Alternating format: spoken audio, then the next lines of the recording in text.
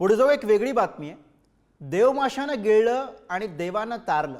चिलीमधील पटगोनिया इथं ऐन समुद्रामध्ये हा प्रसंग घडला, जेव्हा वडिलांसोबत समुद्रात बोटिंग करत असलेल्या एका तरुणाला वेल माशानं गिळलं। बोटिंग करताना महाकाय वेल मासा जवळ आला आणि त्यानं ॲड्रियन नावाच्या या तरुणाला गिळलं।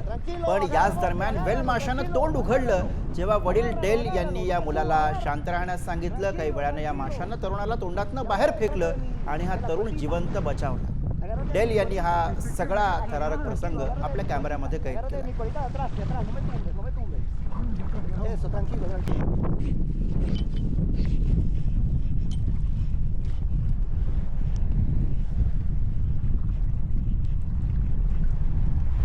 ¡Hey!